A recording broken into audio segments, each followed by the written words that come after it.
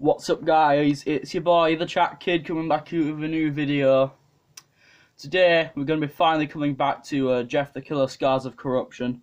I've been putting this series off for a while simply because there's a lot of dead air between stuff happening, but I don't want to slag off banningk or whatever his name is now. Alright, so no time for waffling. Alright, so where we last went off, Dalton and Simon have met in like this thing, right? I can't remember. I haven't watched my own video in a while. Right, let's get this on. Students with ADHD spend 10 hours studying with this chromophone. Alright, hold on. Loop. Let's get that down to about 50.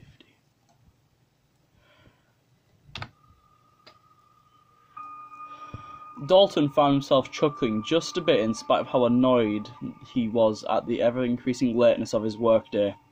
He realised that now, even if they wrapped this up in record time, he still wouldn't see the inside of his apartment until it was far too late to do anything other than go straight to bed. Well, we could get to know each other on the ride over there, rhyming Simon. I want to get home before sunrise though, so if it's all the same with you. Rhyming Simon, hell yeah! See, that's why I changed the name for shit like that. Dalton dropped a few dollars on the table to cover for his food and coffee, and the two men left out for Nancy Dermot's house. The drive from the small coffee joint to the crime scene was less than 10 minutes. However, Dalton quickly learned that Simon was not the type of person who let time pass without conversation. Okay, so I'm assuming you'll be playing the bad cop in this investigation, right? Asked Dalton, a sarcastic tone lacing his words. No, I'll be playing the tired as hell cop who wants to go home.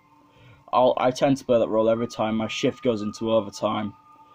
And you're playing the what? Wise ass CSI guy? CSI? No, thank you. Too much blood and semen. Besides, who wants to spend all day studying blood samples? No, I'm unsolved cases, remember? Yeah, well, I hate to break it to you, kid. This one's probably already solved. The damn intruder's dead. The woman already confessed to doing it, and a stupid kid posted a picture of the corpse at the fucking mayor's office. You might have wasted a trip down here. You really think the dead body we're going to sit overseas is Jeff Woods himself? You think after 4 years of no activity he's just going to show up and get killed by some bored housewife? Dalton glanced at Simon and smirked. Personally, I don't care one way or the other. Jeff Woods, Tiger Woods, James Woods, I don't really give a rat's ass as long as I'm home within the next couple of hours. Really? You're not even a bit curious?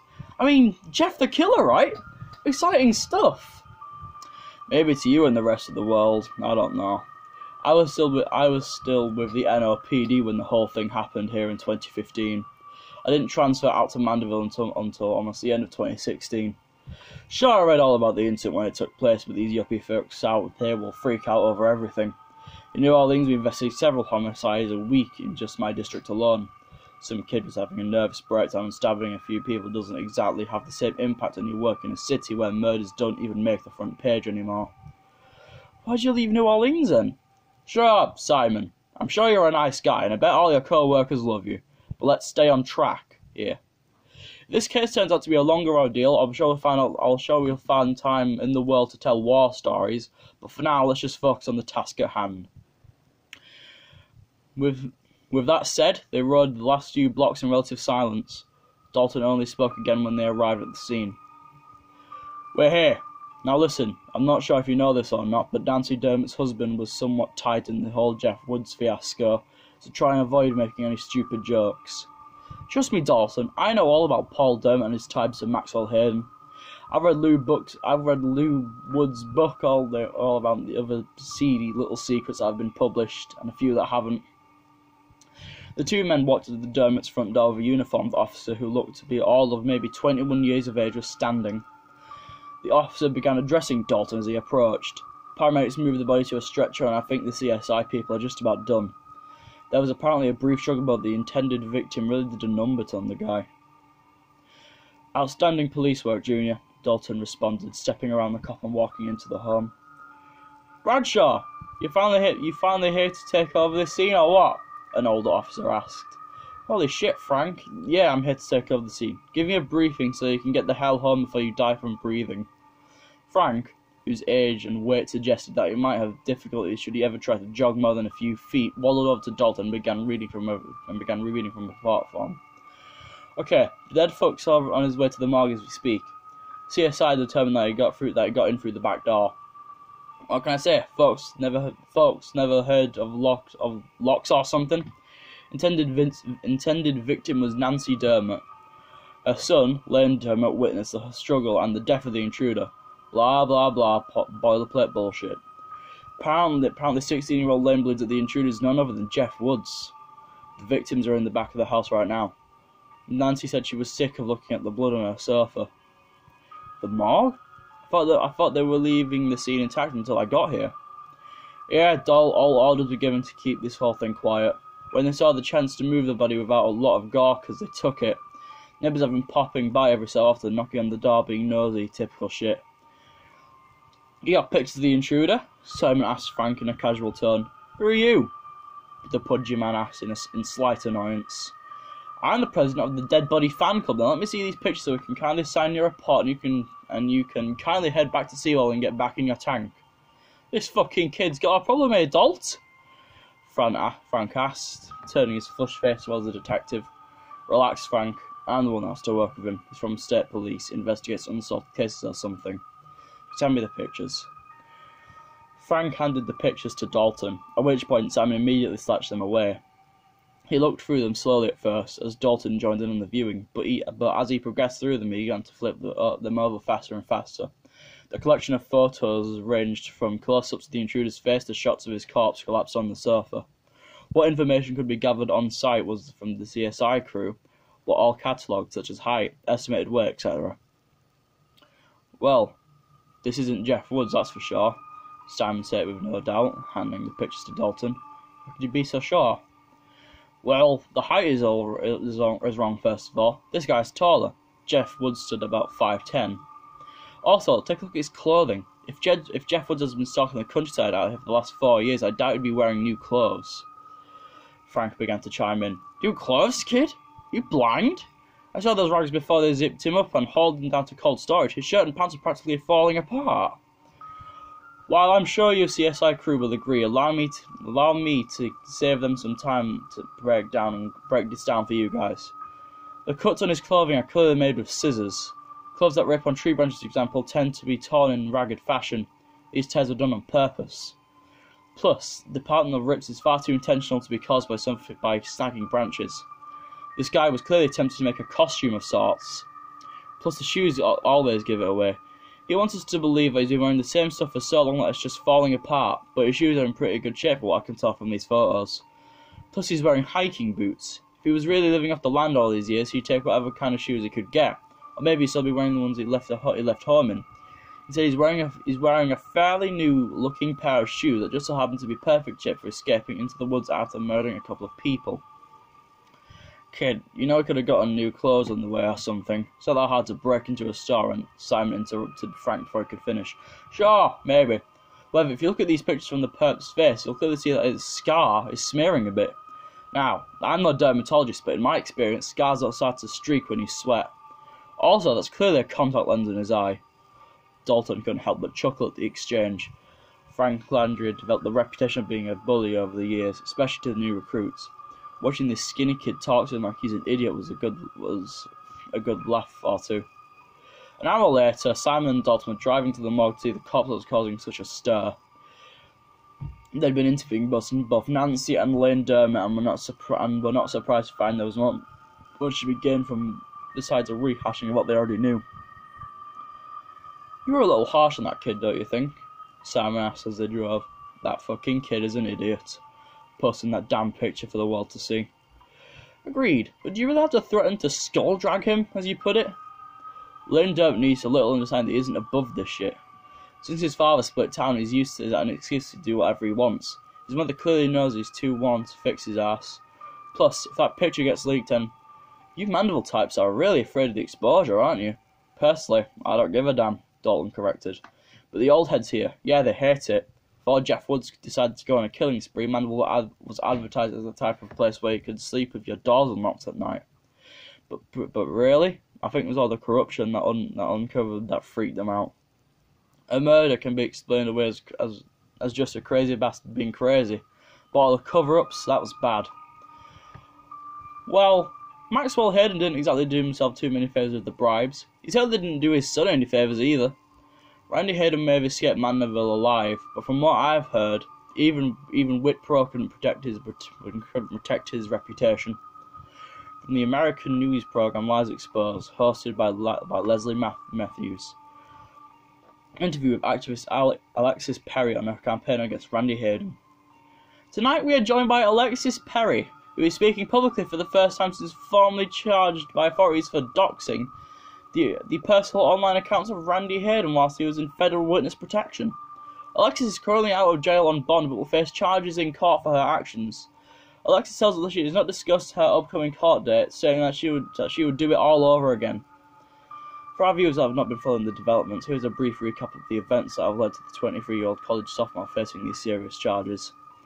Operating on the popular website Reddit, Alexis, whose online identity was Justine Royal Guard, a nod to a former controversial social justice group from Louisiana whose founder was charged with several brutal murders back in 2015, Alexis spent most of her internet hours targeting public figures that she believed used their wealth, professions, or influence to avoid facing accountability for criminal activity. Alexis credits her exposure of Randy Hayden publicly to the disgust and anger she tells us formed in her after reading the best-selling autobiography Jeffrey Woods, Brother, Friend, Killer, written by Lou Woods, brother of the infamous serial killer Jeffrey Woods. Alexis said she was furious that Randy Hayden, who she describes as a pompous child of privilege, was able to escape all accountability for his actions because of his corrupt father's political connections within the small New Orleans suburb of Mandeville, LA. It disgusts me, really. If Randy Hayden was poor, he would be hung out to dry in the media. He tormented Jeffrey Woods but was protected by the local police. He arranged an ambush on Jeff and threatened to shoot him with a flare gun, which he then did. Then he, alongside the crooked Mandeville police, produced a lie that Woods shot himself in the face. Even when the doctor who treated Jeff in the hospital attempted to throw that story into question, Randy's father started bribing more officials to make that disappear too. This kid was living in a world where he couldn't be touched. So you read the book and became motivated to further look into the whereabouts of Randy Hayden? Yes, it was common knowledge that he'd gone into witness protection along with his mother and father. It didn't help that there were lots of users who liked to troll message boards but pretended to be the real Randy Hayden. Most of them were easily dismissed as fake, but then someone doxed some information from Maxwell Hayden's old bank in Mandeville and a pretty big clue came out. What clue could that be? Once again, it's pretty well known that Maxwell Hayden, even after going into witness protection, lost his financial empire. His shares in his company were all sold off to a private investor, and what he had left went into the massive fines and penalties imposed on him by the Federal Trade Commission. I imagine that wherever Maxwell and Bridget Hayden are, that whatever names they were given, they're probably living off frozen food and tap water. However, they apparently set up a trust fund for Randy when he was born. The conditions of the trust fund stated that he could claim the money, a sizable amount, when he turned 20 years old. We're talking little over $1 million, all just sitting in an account that his parents, by their own agreed upon conditions, couldn't touch. It could only go to Randy when he turned 20. So, about 6 months before what could be his 20th birthday, this user shows up on Reddit, and as I learned once I started digging into it, a bunch of other opinion-based internet forums asking the same sort of questions. What was he saying that caught your attention? He was asking about Randy Hayden, questions about whether or not he should come out of hiding. This user created polls asking people if they'd forgive his reputation, stuff like that. Now, that alone wasn't so much of a red flag just in itself. Lots of people talked about this, especially after Lou Wood's book came out. There were a lot of people that supported Randy, painting him as just another victim of the entire Jeff the Killer debacle. Others, like myself, wanted to see him held publicly accountable for lying to the police about the flare gun incident. What stood out though was the tons of these posts and the user type and the user name for that matter. Right, the username was RA70048, correct? Yes, I found this interesting because in everything I've read about this case, Randy's middle name, which was Andrew, was never really stated. Sure, it could be found if someone dug enough, but it still struck me as odd. The number 70048 are the zip code for Mandeville, LA. Also, as I said before, the tone of the post seemed, I don't know how really to say it, personalised maybe? And at this point you started to think that this could be the real Randy Hayden. Not exactly, but it was enough for me to want to dig more into this user. So myself and some friends essentially hacked the account for RAH70048 for more information. And Alexis, you are aware this is illegal, that you're essentially detailing a crime on national television. As I've said before, I don't care. Justice is more important. My lawyer is going to kill me for this interview, but I'd rather sit in jail and sit idly by and allow a corrupt product of privilege like Randy Hayden line his pockets. Very well, Alexis. Please continue. We found out that RAH70048 was someone named Sean Beckett who was living in Park City, Utah. We dug some more and found that his online identity only went back to 4 years, to 2015. It was as if though Sean Beckett appeared out of thin air that year. We discovered more posts, mostly blogs and forum questions, all centered around the reputation of Randy Hayden. We also couldn't find a single picture of Sean Beckett anywhere on the internet. All of his online profiles were for sites like Reddit, sites where you don't need to make a real personal profile, like on Facebook or Twitter. So you continue to dig in this person's information. We went further than that. We hacked his personal computer. And that's when you hit the gold mine. Essentially, yes. We got into his pictures and found what we needed. The pictures of himself for personal gallery was in his personal gallery compared to the most recent pictures of Randy Hayden, which were his yearbook photos from Mandeville High School. Since I released all of this, well, everyone has been seeing them anyway, so I doubt there can be any question that the pictures that we dug off Sean's computer are clearly Randy Hayden's. For 4 years of aging doesn't change someone very much, and besides a different haircut, it's obviously him. We also found a few documents of his. The pay dirt was the email that we found saved in his documents.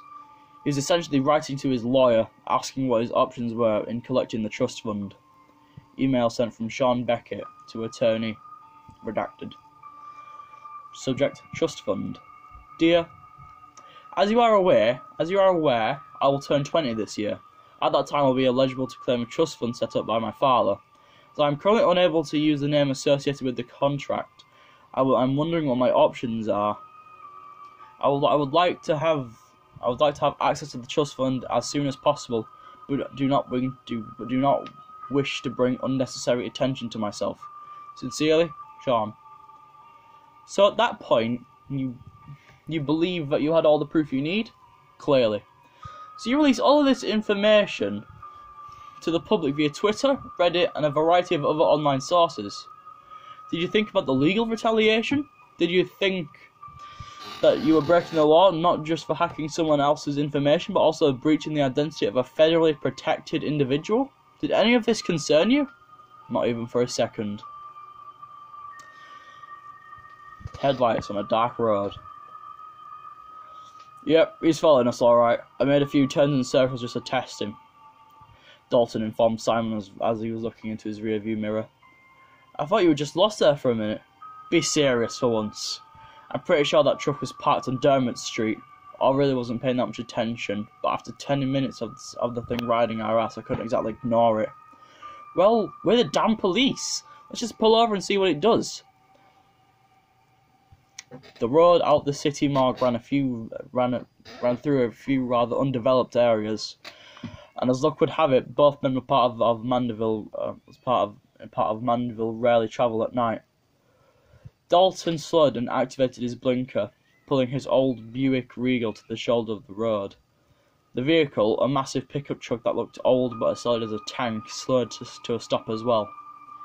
Just hitting the street, Simon whispered. Dalton lowered his window and reached his arm out, gesturing for the truck to go around them. The truck continued to sit idle. Fuck this! I don't have time to play these little games with some bored hicks. Reach into my glove box there, Simon. Give me that flashlight.